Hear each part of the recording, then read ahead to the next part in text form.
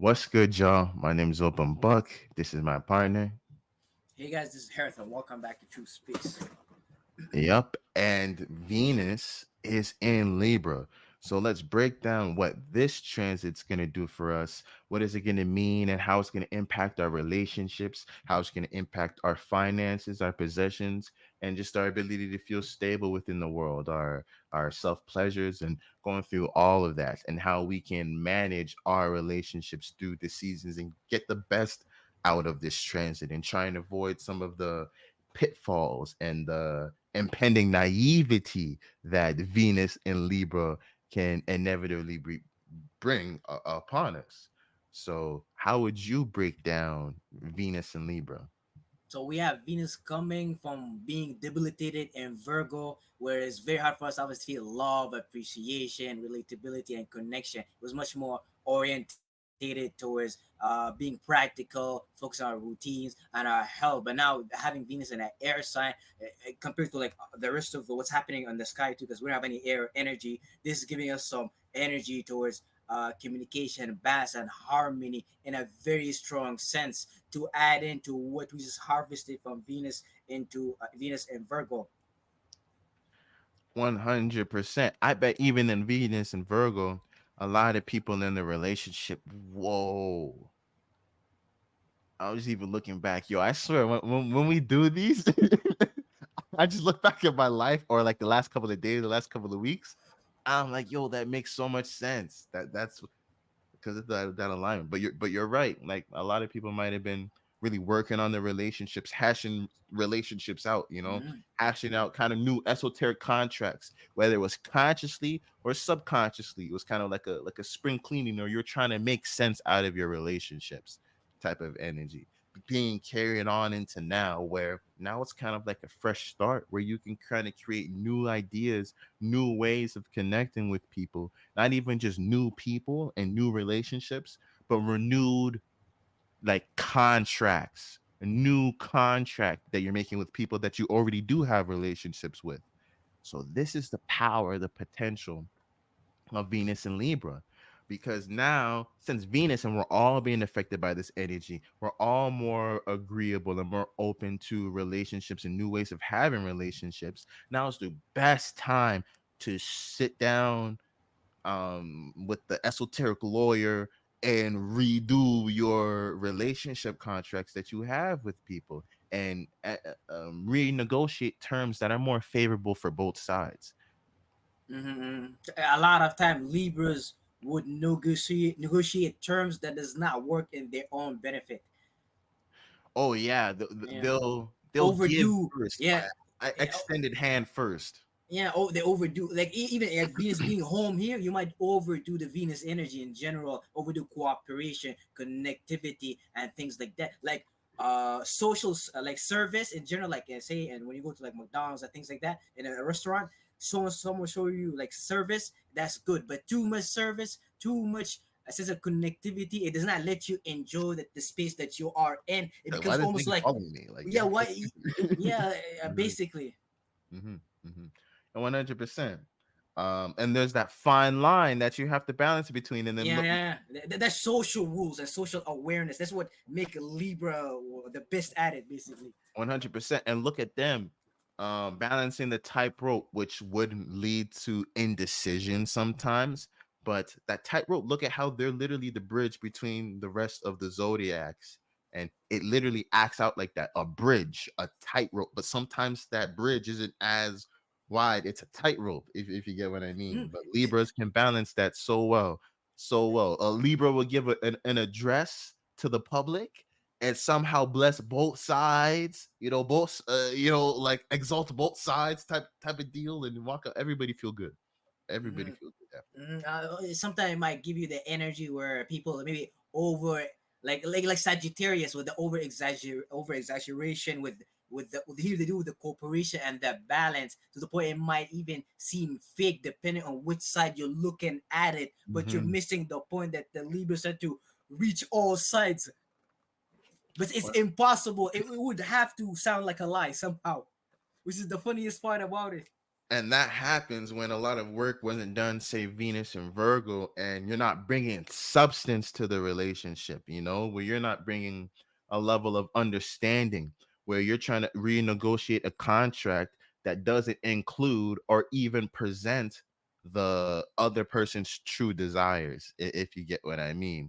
Whereas that's where Libra can fail, where the excessive need for harmony, leads to, like, say for example, and then you figure it out, like that mistake that Libra might make that I'm describing, you'll figure it out in Scorpio season once you start uncovering behind the scenes. But Scorpio would end up giving to give.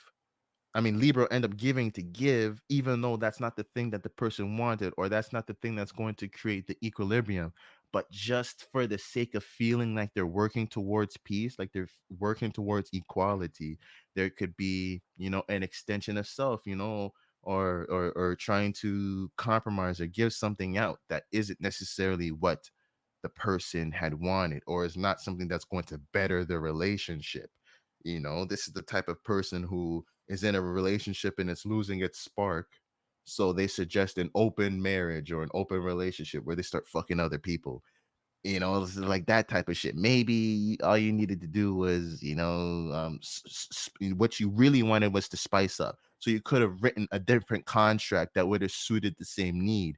But in order to get out of that state of being, to want things to be balanced, to want to be in equilibrium, sometimes you compromise and rush the contract drafting process, and no parties end up winning at the end. So that's something that Libras have to watch out for. A lot of times you'll find Libras trying to people please, and at the end of the day, no one's pleased. No one's pleased because Mhm. everything was cut short because everybody was trying to was aiming to be pleased, and sometimes that's just not practical or feasible. 100%. What do you think would happen with people romantically wise with this Venus and Libra? Venus in Libra is obviously gonna add a touch of more like a romance and like probably aesthetic to the relationship in comparison to Venus in Virgo, where we guys maybe diving in the depth of like relationship, love, and make it digest what's going on. But here's more about the word, like the air element as opposed to the earth element, where you guys focusing about communication and like social interaction. Mm-hmm. Be- Mm-hmm. Mm-hmm. Mm-hmm. Presenting it foreign now. Yeah. Yeah. Just like before, maybe you're observing, maybe in a more of an observant role of your relationships or of the dynamics that were going on, Venus and Virgo. But now it's the time to really take action. Libra's a cardinal sign. Now it's the time where the energy is in a favor for us to progress into a new direction, Mhm, relationship wise. So make certain things known. That's a lot of thing that you start to see in relationships, problems that I start to see. And maybe it's like some type of cross, some type of cardinal cross, where people don't know what to necessarily initiate. But we forget that within relationships, this is why this is why astrology is so important when you're looking at areas of life. If you want to understand relationships, Libra's a great thing to contemplate about, for you to understand how two energies can combine with each other. But it's cardinal air, to start the conversation, so a lot of things in relationships are left unsaid. A lot of problems that you would have with your partner, a lot of feelings that you would have, a lot of desires that you would want to come into fruition are left unsaid. So now is the time to really say those things, to really put them out in the open for what mhm, you're to start the conversation for what you want. Because whether you like it or not, whether you feel ready or not, like the transits have been going, Venus has been passing through the signs. You should know to a degree, Venus traveling, Venus being your what you appreciate, your desires, your pleasure. To a degree, you should know what you want. Even if it's not some solid thing, you have to ask for it, or else you're not going to get a damn thing out of it. And then you're going to end up once again creating contract relationships without the clause that you had wanted, that you had realized that you had wanted from Venus and Aries up to this point, that you started learning what you appreciate and what you value, and what you want to emotionally exchange your energy with, those have to be embedded within these new contracts, that you are establishing with people, places, and things. It's not just people, not just romantic relationships either, but the relationship that you have with your mother, the relationship that you have with your brother, the relationship that you have with everybody, the relationships that you have with food, the relationships that you have with your phone and your technology, with everything. Now it's the time to develop a new contract of how you intermingle with things to create a sense of equilibrium. The goal right now is equation, not to overindulge, not to people please, not to make people like you. That's all. We have to be so careful of that, Mm-hmm. so careful of that, because you Mm-hmm. start doing stupid shit. We all know that Libra that did some shit that they didn't, we all know they shouldn't have done because they're trying to please everybody. 100%. It's easy to fall in this Libra energy, but a lot of this Venus and Libra is going to be influenced by the feminine side of Venus, like what's going on with Taurus, like Uranus and Jupiter. So I highly recommend people when they start to get into like these contracts and these relationships, they center them around what's going on with Jupiter and Uranus being in Taurus, the feminine side of Venus, where you obviously been trying to expand, extract knowledge and wisdom on wealth, assets, ways of making ourselves feel comfortable and creating a home for ourselves. And obviously Uranus is going to make us unique and original. You definitely don't want to create relationships that Taurus in conjunct Libra. So sometimes they don't see eye to eye. This is why a lot of relationships, they might have like people have good relationship between each other, but sometimes the reality of the relationship, it's not put together like Taurus, like our home situation and things like that. But so make sure it's centered around what you've been building with Uranus and Jupiter in Taurus, and when Venus in Libra comes, it adds that sense of communication and things like that, balance and harmony. Like that, 100%. like we've been going through an earthquake, and then we have this nice breeze come in. Yeah, I get what you mean. Um, for sure, and that's the undertone of the contracts that we need to be signed. We need to be able to have a degree of trust and a degree of stability that's being guaranteed within, or at least being thought of within the negotiation of how we want these relationships to go out, because that people pleasing energy will allow you to maybe take small wins, or make you not look at the long term, what's more stable, what's more practical, what's more of a trust, like aka you can try and make like peace with an enemy, but then you're not going to go and drop your kids off at their fucking house, if you get what I mean. So there's a difference between making peace, there's a difference between being on friendly grounds, and real genuine trust, real genuine security. And that's not to say to not start any relationships that don't guarantee that, but to keep an eye out, like what Harith was saying, because we have planets in Taurus, so there's energy there, so there is that potential. And if you neglect it or don't look at it, it may end up hitting you because of that in conjunction. It may end up being a blind side that you don't end up seeing, that causes a mistake to be made, aka you're creating new relationships that aren't bad, but maybe they don't have the amount of substance or security to them, or they don't have the high level of trust. It's all new, unfamiliar type of stuff. Maybe you have bad relationships around you, so you try to create a bunch of new relationships, a bunch of new friends, instead of trying to correct or make better relationships with the people that you already know. A lot of people always try and do that, especially girls and women, that type of rebirth energy, where I'm gonna move away to somewhere else where nobody knows me, and now I'm a different person type of deal. But it doesn't necessarily always work out like that, you know what I mean? And now your Yeah. old problems start coming back, and you can't run away from those things, so you might as well have. And it's not like you did the wrong thing, you can still do that self shadow work in that new environment. But shit, you could have done it at home too. You could have done it anywhere. You didn't have to leave to do it. No, no, 100%, 100%. But yeah, that's what's finna be hitting us with Venus and Libra. If you have any final things about this transit. I think it's gonna be opposite to, I think, Carrion and Aries in the North Node and things like that. So that's something to watch out for. A lot of mistakes are being made when it comes to personal expression, developing ourselves. And when Venus in Libra comes, we might compromise on that, create more mistake. Things will lead to more damages when it comes to Chiron and Aries, and what we're supposed to do in terms of our spiritual path, and go dive in that character and our own expression. Yeah, 100%.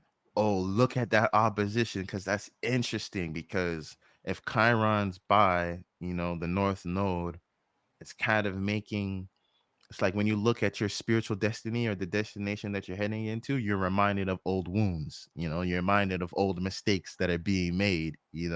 So that's the backdrop behind when you're starting to create relationships, which could be fearful, 100%. So that could prevent you from developing or starting the new relationships that will create the trust, or will start to shake you. Say you do create a relationship and you believe that you can trust them, or that it's going to be, but say that transit comes and kind of shakes you up a little bit.